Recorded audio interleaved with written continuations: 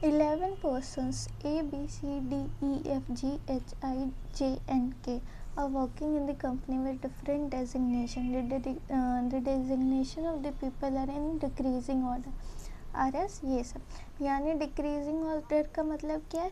CEO सबसे ऊपर है, मतलब CEO सबसे सीनियर मोस्ट है और फिर असिस्टेंट जो है सबसे जूनियर मोस्ट है। तो पहले हम लोग ये सारे जो पोस्ट दिए हुए हैं CEO और वो सब, उसको पहले लिख लेंगे। या तो हम लोग हॉरिजॉन्टली लिख सकते हैं या तो वर्टिकली लिख सकते हैं। तो मेरे पास जगह नहीं है तो मैंने इसको वर्टिकली लिखा है। तो ऐसे हम लोग सारे पोस्ट के नाम लिख देंगे। और क्योंकि एग्ज़ाम के टाइम पे हमारे पास टाइम नहीं होता तो हम लोग शॉर्टकट में लिखेंगे ताकि हमारा क्वेश्चन जल्दी से जल्दी हो जाए। तो मैंने ऐसे शॉर्टकट में लिख दिया है सारे 11 पर्सन्स के designation. Let's start with the first clue.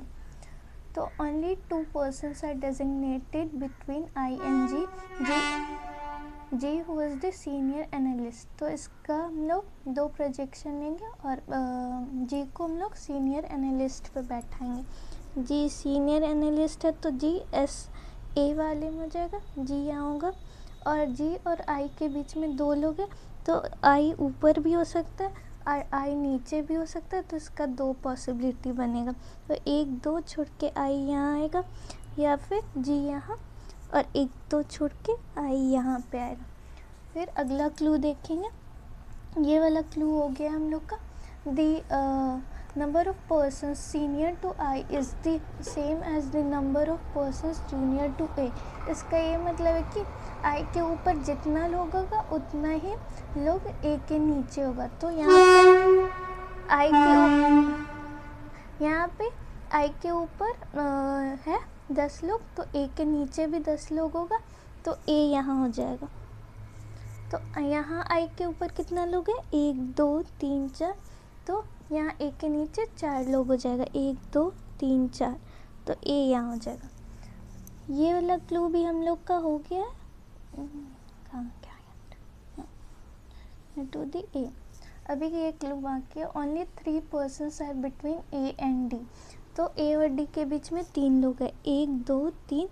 D यहाँ होगा और एक यहाँ पे भी 2 पॉसिबिलिटी बनेगी। या तो A और D के बीच में 3 लोग होगा तो D नीचे भी हो सकता है और D ऊपर भी हो सकता है। तो हम लोग ऐसे बना देंगे 1 2 3 D स्लैश करके बनाएंगे 1 2 3 D स्लैश करके। हमारा ये वाला क्लू भी कंप्लीट हो गया। फिर the number of persons designated between K I is same as the G and D। तो ये वाला क्लू हम लोग यहाँ लिख देंगे। K I के बीच में जितना लोग होगा उतना ही लोग G और D के बीच में होगा। तो यहाँ पे G और D के बीच में कितना लोग है? 1 2। तो यहाँ G और D के बीच में 2 लोग हैं तो K और I के बीच में भी 2 लोग होगा। लेकिन यहाँ पे तो 2 लोग हो ही नहीं सकता K और I के बीच में, क्योंकि यहाँ पे G बैठा हुआ। तो ये वाली पॉसिबिलिटी हमारी कैंसिल हो गई। अभी यहाँ देखते हैं। यहाँ पे G और D के बीच में अगर नीचे D रखते हैं तो G और D के बीच में 2 है, तो उस हिसाब से K और I के बीच में 2 होना चाहिए। तो 1 2 छोड़ के नीचे तो नहीं आएगा K, तो ऊपर आएगा 1 2 छोड़ के। और अगर हम लोग D को ऊपर लेते हैं तो G और D के बीच में कितना लोग हैं? 1 2 3 4 लोग हैं। तो K और I के बीच में भी कितने लोग होना चाहिए? 4 लोग होने चाहिए, 1 2 3 4। तो हम लोग ये वाली पॉसिबिलिटी को यहाँ बना सकते हैं G A I। इसमें हम लोग D को ऊपर ले लेते हैं और ये वाले में D को नीचे रखते हैं। तो G और D के बीच में 2 लोग हैं तो K और I के बीच में 2 लोग बनाते हैं। तो K तो नीचे नहीं होगा क्योंकि J बैठा हुआ है, तो K को ऊपर बैठाएंगे 1 2 K। यहाँ G और D के बीच में कितने लोग बैठे हैं? 1 2 3 4 लोग बैठे हैं। तो K और I के बीच में भी 4 लोग बैठाएंगे। तो K और I के बीच में ऊपर तो 4 लोग नहीं होंगे क्योंकि यहाँ पे तो खाली I के ऊपर 4 लोग ही बैठे हुए।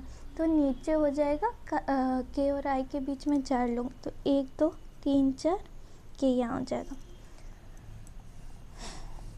ये वाला भी क्लू कंप्लीट हो गया। F works 3 positions senior to B, यानी कि F और B के बीच में 2 का गैप है और F B से सीनियर है। ये वाला क्लू अभी बना नहीं सकते क्योंकि अभी बहुत सारी पॉसिबिलिटीज़ है, तो इसको खाली लिख के छोड़ देंगे। B neither works as associate manager not senior manager. तो बी कौन कौन सी जगह पे नहीं होगा? बी एसोसिएट मैनेजर नहीं है, यानी AM नहीं है, तो बी यहाँ नहीं होगा। फिर बी सीनियर मैनेजर नहीं है, यानी बी SM भी नहीं है।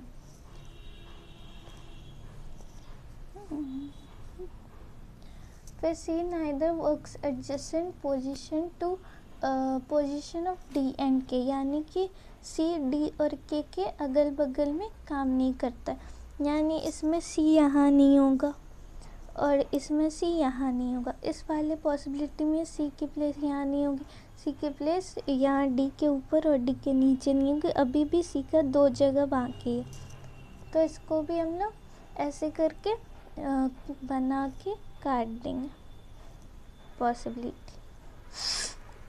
E works 2 positions senior to H। E है वो E और H के बीच में 1 का गैप होता है और E सीनियर है H से। ये क्लू यहाँ पे लिख दिया। फिर क्या है? H who is not a senior manager.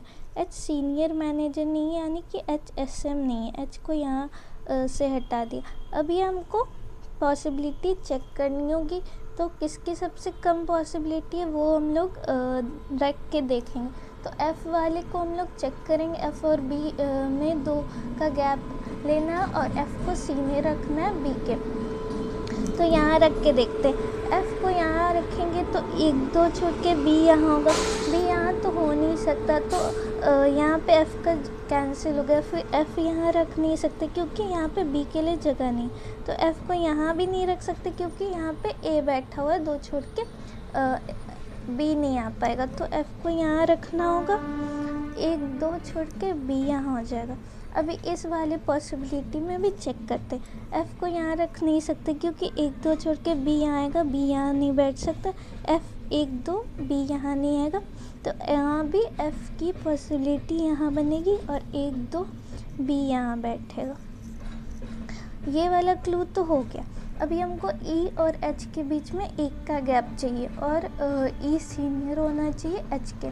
तो E और H में 1 का गैप यहाँ पे तो खाली इसी में बन रहा और कहीं तो जगह ही नहीं है जहाँ पे E और H में 1 का गैप हो। तो इधर E को बैठाएंगे और H को इधर बैठाएंगे। और इस क्वेश्चन में, इस वाले क्लू में सिर्फ ये वाले में फर्स्ट में E को बैठाएंगे और H को यहाँ बैठाएंगे। इसमें खाली बन रहा है पॉसिबिलिटी। फिर ये वाला लास्ट वाला क्लू क्या कर रहा था कि C जो है D और K दोनों के एडजेसेंट नहीं बैठेगा। तो यहाँ पे C के लिए यहाँ तो जगह है नहीं, तो यहाँ बैठा देंगे। यहाँ पे C के लिए ये वाला जगह खाली है, तो यहाँ बैठा देंगे C को। और ये वाला क्लू इसलिए गलत हो गया क्योंकि यहाँ पे तो H नहीं बैठेगा, H सीनियर मैनेजर नहीं होगा, तो यहाँ पे तो सीनियर मैनेजर में H बैठा हुआ, तो ये वाला क्लू भी ये वाला भी गलत हो गया। तो फिर हमारा ये वाला सही हुआ और जो एक पर्सन बचा है वो यहाँ बैठेगा। तो इसका आंसर क्या है? E K H C I F A G B। और एक और कौन सा पर्सन बचा है? A B C D E F G H I J बचा है, तो यहाँ पे J बैठेगा और J के नीचे D हो जाएगा। तो ऐसे हमने ये वाले क्लू को देख के हम लोग बनाए पज़ल को। Thank you.